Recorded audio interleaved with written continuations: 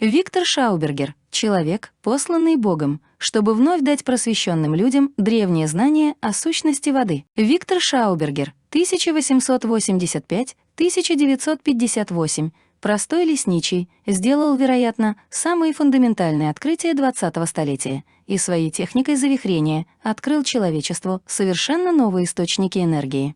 Более 60 лет тому назад этот человек показал, как можно очистить нашу воду естественным способом и как использовать ее огромную силу. Если бы мы воспользовались тогда познаниями Виктора Шаубергера, то у нас была бы не только хорошая вода, но и дешевая и чистая энергия из воды и воздуха. Стоило нам заменить нынешнюю гибельную технику взрыва explosion биотехникой безвзрывного разрушения implosion, как все крупные проблемы человечества были бы решены. И именно поэтому они до сих пор не отпускают нас. Виктор Шаубергер был незаурядным человеком. Человек, посланный Богом, чтобы вновь дать просвещенным людям древние знания о сущности воды. Человек бескомпромиссной честности и полной преданности природе. Человек, который всю свою жизнь упорно боролся и сломленным умер в нищете и одиночестве.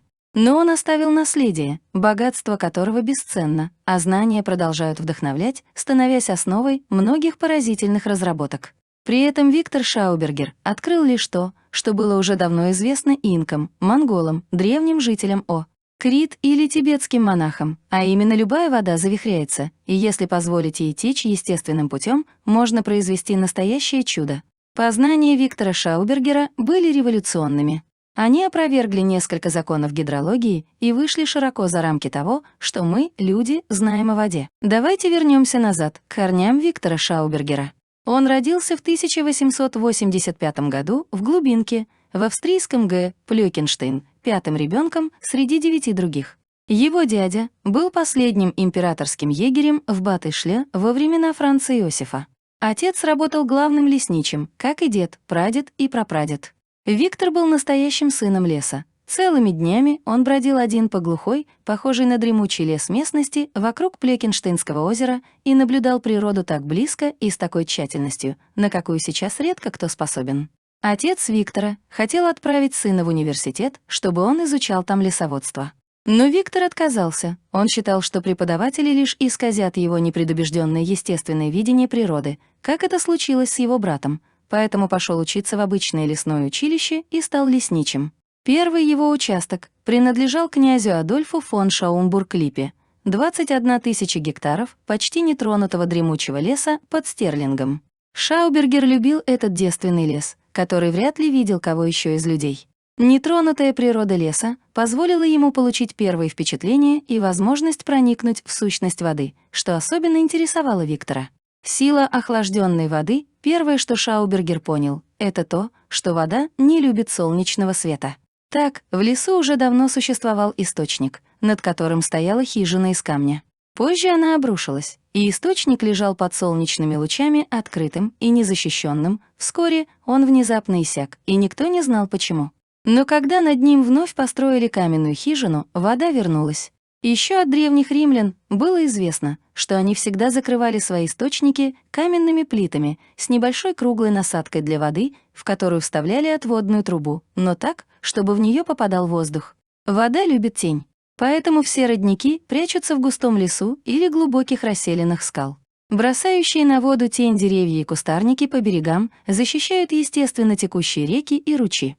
Кроме того, Шаубергер наблюдал, что поднимающаяся высокая вода паводка во время оттепели, вода нагревается, создает отмели из донных наносов, которые часто в холодные ясные ночи вода охлаждается, смываются сами собой. Отсюда он сделал вывод, что подъемная сила и сила подсоса воды достигают максимума, когда температура воды низкая, а ее течение свободное. Впоследствии это позволило ему сделать ряд удивительных приспособлений по сплаву леса там, где обычными способами этого достигнуть было невозможно. Следующим феноменом, необычайно завораживающим Виктора Шаубергера, были форель и лосось в горных ручьях. Каким образом форели удавалось неподвижно замирать в самых бурных потоках? Как она молниеносно уходит против течения, вместо того, чтобы быть унесенной водой, да еще вверх, к поверхности, а не в спасительную глубину. Не связана ли такая способность форели с температурой воды? Задумано, сделано, Шаубергер подогрел около 100 литров воды и вылил ее выше по ручью от того места, где водилась форель. Такое количество воды не могло заметно нагреть воду в ручье, но все же. Через некоторое время форель стала проявлять беспокойство, чаще бить плавниками. Она с трудом удерживалась на своем месте, а вскоре была смыта течением вниз. Шаубергер сделал еще одно невероятное открытие. Лунной холодной зимней ночью он увидел, как в одном водоеме, образованном горным ручьем, камни величиной с голову поднимались с грунта и, кружа как форель перед большим прыжком, поднимались на поверхность воды, покачиваясь на ней. Тяжелые камни. Шаубергер не верил своим глазам. Какая сила поднимала их? Это была та же дремлющая в воде сила левитации, позволяющая форели прыгать. Правда, левитируют не все камни. Лишь отшлифованные яйцеобразные камни, казалось, танцевали на воде без каких-либо усилий, угловатые же неподвижно лежали на дне. Почему? Потому что яйцеобразная форма — дитя вихря. С точки зрения геометрии, она образуется в недрах гиперболического вихря, а так как вода тоже завихряется, яйцеобразная форма особенно легко реагирует на это движение, и камни могут преодолеть силу притяжения. Это можно проверить самому. Берется круглый, тонкий, высокий сосуд, наполняется водой, и в него кладется яйцо. Как только вы начнете слегка завихрять воду, например, карандашом, то можно видеть, как яйцо медленно отрывается от дна и парит высоко на поверхности до тех пор, пока сохраняется вихрь. Виктор Шаубергер опирался не только на собственные наблюдения, но и на знания своей семьи, накопленные несколькими поколениями. И еще отец учил, что вода под лучами солнца становится уставшей и ленивой, в то время как ночью, и особенно при лунном свете, свежей и живой. И дед, и отец умело направляли водяные лесоспуски. Благодаря ритмически меняющимся поворотным направляющим, они заканчивали их так, что вода местами поднималась в гору. В конце 20-х годов Шаубергер стал яростно бороться со сплошной вырубкой леса и сооружениями для укрепления ручьев, уверяя, что с леса можно погашать и выбивать лишь проценты. Он, сам строивший раньше сплавные устройства, отказался от этого, когда узнал, что его установки чаще всего служат повальной вырубке целых лесов. Лес, колыбель воды, для обмена веществ воды Шаубергеру были важны не только гармоничная согласованность ламинарного и турбулентного движений, но и позитивные изменения температуры. Под этим он понимал приближение температуры воды к плюс 4 градусам по Цельсию. При такой температуре и одновременно циклоидальном спиральном движении, завихрении, энергия воды увеличивается, вода становится свежей и живой, так как благодаря эмульсии образуется новая вода, в которой кислород растворяется водородом. При негативном изменении температуры, то есть нагревании воды свыше плюс 4 градусов по Цельсию, наблюдается снижение энергии воды и ее биологически плохое качество. Вода утрачивает свою подъемную силу, в ней появляются патогенные эмбрионы. Шаубергер описал кругооборот воды, как она циркулирует между небом и глубинами Земли. Важным связующим звеном между ними является лес. Из-за испарения над кронами деревьев лес отнимает у почвы тепло. Такое охлаждение дает возможность грунтовым водам подняться вверх, особенно в сухие периоды. По принципу Архимеда, более теплые массы воды не могут находиться под холодными. Если же лес вырубается, то лесосека сплошной рубки нагревается под прямыми лучами солнца. Грунтовая вода, а вместе с ней отложения питательных солей опускаются на глубину, где они становятся недоступными для корней растений, источники смолкают. Впоследствии закарстовывается вся местность. Можно понять, почему Виктор Шаубергер называл лес колыбелью воды. Жизненная важность качественной питьевой воды Шаубергер был также против подачи грунтовой воды наверх насосом, обычной сегодня. С его точки зрения, грунтовая вода не созрела, чтобы использовать ее как питьевую воду.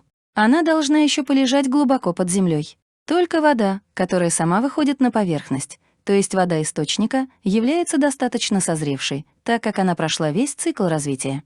Шаубергер рано понял необходимость конструирования приборов, которые снабдили бы человека питьевой водой, имеющей качество воды источника.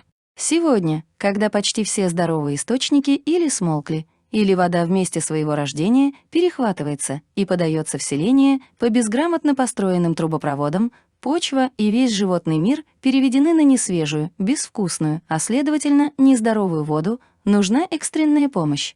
Хлорированная и физически разрушенная вода ведет не только к закономерному физическому распаду, но и является причиной проявления духовного распада, а отсюда систематической дегенерации человека и всего живого. И в 1930 году Шаубергер сконструировал свой первый аппарат по обогащению воды в форме яйца.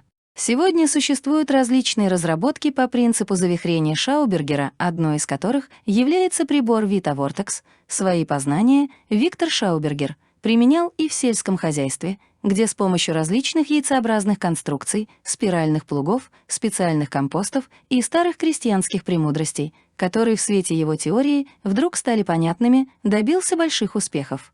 Он даже способствовал увеличению урожая, причем без применения химических удобрений. О безвзрывном разрушении implosion и взрыве explosion. Но, пожалуй, самым важным открытием Шаубергера была сила безвзрывного разрушения. Это, без сомнения, его самое революционное открытие, поскольку оно довело нашу технику взрывных работ до абсурда. Вся Вселенная находится в движении, а именно в движении открытой спирали. В этом потоке проявляются две силы. Существует поворачивающийся вправо, направленный вовнутрь вихрь безвзрывного разрушения или притягивающая, всасывающая центростремительная сила. Она есть созидающая, формообразующая и способствующая качеству сила. Вся природа построена на такой силе. Каждое растение, каждое животное, каждый человек-вода — все в своем творчестве воспринимает позитивную жизненную энергию и избавляется от несовершенного. В противовес созидающей силе безвзрывного разрушения существует вырождающаяся или дегенеративная сила взрыва. Она — это поворачивающийся влево, направленный наружу, центробежный вихрь энергии распада. Такую форму движения распада природа применяет только для растворения уже отработанного комплекса, например, мертвого организма. Шаубергер писал, центростремительное циклоидальное спиральное движение соответствует понижающейся температуре, сжатию и концентрации. Центробежное движение равно по значению поднимающейся температуре, теплу, растяжению, расширению и взрыву. Так что теория о том, что Вселенная образовалась путем взрыва, просто чепуха. Ведь сила взрыва, которую мы используем в наших двигателях внутреннего сгорания, не только разрушительна по своему существу, но и крайне неэффективна.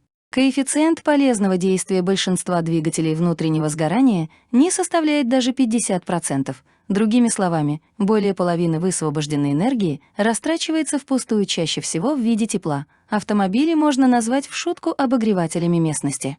И это не только ужасающее расточительство нефти, угля, газа и тому подобное. По словам Шаубергера, их следует оставить лежать в земле, потому что они необходимы для образования воды, но и в прямом смысле этого слова техника смерти, Шаубергер, несущая всему миру последствия, угрожающие жизни, которые природа может познать лишь при распаде и разложении. Сомнительным венцом этого фальшивого принципа является расщепление атома. Шаубергер взял в качестве образца созидательные силы природы. В растении ведь ничего не взрывается, которые благодаря минимуму расхода энергии достигают максимума производительности. Наша современная техника ведет себя, напротив, как крестьянин, который весной бросает в землю 7 картофелин, чтобы осенью выкопать одну. При этом Шаубергер возлагал надежды не на давление и температуру, двигатели внутреннего сгорания, а на силу засасывания, на вечно женственное начало, силу безвзрывного разрушения. Такая биотехника не создает отходов или отработанных газов, а производит энергию по тарифу, почти равному нулю. Создатель привода для левитации, основываясь на естественном завихрении воды и воздуха, Шаубергер сконструировал домашние мини-электростанции и даже приводные двигатели для самолетов. Изобретатель первых реактивных самолетов Хейнкель, должно быть, позаимствовал свои идеи у Виктора Шаубергера. Понятно, что следили за Шаубергером и поставили его перед выбором: или руководство научно-исследовательским лагерем, или расстрел на месте. Позже американские оккупационные власти конфискуют всю документацию по проведению опытов, а Шаубергера захватят на 9 месяцев в плен. В это время русские обыщут его квартиру в Вене, а затем взорвут ее, чтобы никто не нашел его исследований по левитации. Когда американцы отпустят Шаубергера, они запретят ему под угрозой ареста заниматься в дальнейшем исследованиями в этом направлении. Виктора Шаубергера можно по праву считать одним из отцов свободной энергии, получения энергии из ничего. Ясно, что он имел много предложений в сфере экономики. Шаубергера приглашали правительства России, Англии, Франции, Югославии и Болгарии. Хорошие предложения поступали также от английских финансовых и еврейских промышленных кругов. Как сказал сам Шаубергер, «Я стал бы за короткое время миллионером, если бы решился взяться за дело в таком объеме, прежде чем полностью созреет идея». Но этот несгибаемый, отважный, не идущий ни на какие компромиссы честный человек отклонил все предложения, потому что внутренний голос подсказывал ему, что придет время, когда его открытие послужит оздоровлению науки всего мира. Метод безвзрывного разрушения делает атомную энергию ненужной, так как Шаубергер знал, что ни одна отрасль экономики не решится на переход с техники взрыва на биотехнику. Он не ожидал никакой поддержки со стороны промышленности. Шаубергер не доверял прежде всего монополистам по энергетике и вооружению и боялся, что они приумножат свою власть за счет его открытий, утаив их от человечества. Целью его было, с помощью моторов безвзрывного разрушения, сделать атомную энергию ненужной. Ее он считал самой большой опасностью. К тому же получение энергии его методом было бы намного дешевле. Так, например, из 1 кубометра воды за секунду можно было бы получить минимум 4000 киловатт. Тепловой энергии, причем температура воды понизилась бы только на 1 градус. Последние годы жизни, в конце своей жизни, Шаубергер находился в удручающем финансовом положении. Все свои опыты и аппаратуру ему пришлось оплачивать самому. Стоило ему добиться успеха, как власти отнимали у него разработки, и кто-то другой наживался на этом. Так было с ним 12 раз. Или его открытия бесследно исчезали. В письме, написанном перед самой смертью, Виктор Шаубергер горько заметил: «Я вернусь в свой лес, чтобы умереть там в мире. Вся наука со всеми ее прихвостнями есть всего лишь шайка воров, которую дергают за нитки, как марионеток, и заставляют плясать под любую мелодию, которая выдает своего хорошо прячущегося рабовладельца за необходимость». Из-за многих разочарований он был физически сломлен и страдал астмой. Когда в 1958 году один американский магнат предложил широко применить его технику, Шаубергер полетел с сыном Вальтером, который всю свою жизнь также посвятил исследованию вихря, в США. Но партнеры поссорились, несмотря на положительные результаты, или как раз из-за них. И Виктор Шаубергер настоял на отъезде. Это было ему разрешено, но с условием, что он подпишет договор, составленный на английском языке, содержание которого он не понял, так как не владел английским. Не подозревая ни о чем, Шаубергер подписал его, завещая тем самым все документы, машины и права тому американскому концерну. Возникает вопрос, что сделано за последние 40 лет. По этому договору Шаубергеру запрещалось проводить дальнейшие исследования. Сломленным он вернулся в Австрию, где умер через 5 дней, 25 сентября 1958 года, в возрасте 73 лет, в полном отчаянии. «Все отняли у меня. Я даже не хозяин самому себе». Но все же жизненную историю этого выдающегося человека следует закончить видением, которое Виктор Шаубергер представил как наше будущее, когда загадка воды откроется всем людям. Будущий человек полностью овладеет материей и берущий из нее начало высококачественной тонкой субстанцией. Он станет главным служителем и одновременно хозяином природы. Сказочные урожаи обеспечат его прекрасным питанием. Он достигнет почти абсолютной свободы в движении на суше над водой. Таким образом, сами по себе прекратятся борьба за жизнь, классовая борьба, борьба за существование и прежде всего войны за полезные ископаемые и пищу. Наступит благосостояние, которое невозможно себе представить. Медицина также подвергнется грандиозным изменениям. Действительность станет такой, какой ее видел Парацельс. Будет создано специальное вещество, которое уничтожит болезнь в зародыше. Люди не будут знать болезней и, следовательно, станут жизнерадостными.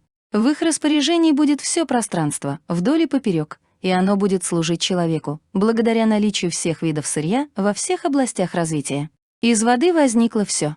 Она универсальное сырье любой культуры или фундамент любого человеческого и духовного развития. А владение тайной воды — это конец любого вида спекуляции или расчета с их наростами, к которым относятся война, ненависть, зависть, нетерпимость и раздоры в любой форме и виде.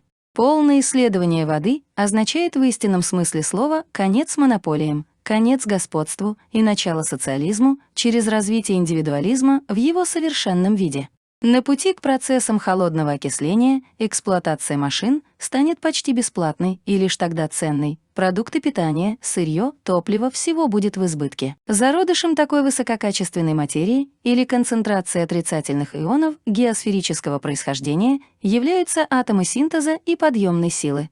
Они могут быть получены механическим путем в любом количестве и качестве из бактериофаговых предельных состояний, наносного и взвешенного вещества, в воздухе и в воде с помощью циклоидального движения пространственной кривой, спирали, почти без затрат, подобно тому, как это делает в бурной воде источника неподвижно парящая форель с помощью формы своих плавников и туловища, когда она просто позволяет свежей родниковой воде с геосферическим типом напряжения течь сквозь плавники.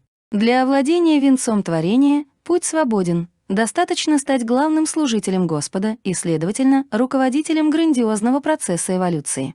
Возможно, человеку нашего столетия дается единственный шанс — на пути по узкому горному гребню к вершине с риском сорваться в непостижимые глубины, стать подобным Богу. Кто овладеет процессом преобразования в созидательном смысле, тот получит качество Творца. Кто овладеет процессом преобразования в разрушительном смысле и осуществит это, тот инструмент и слуга дьявола.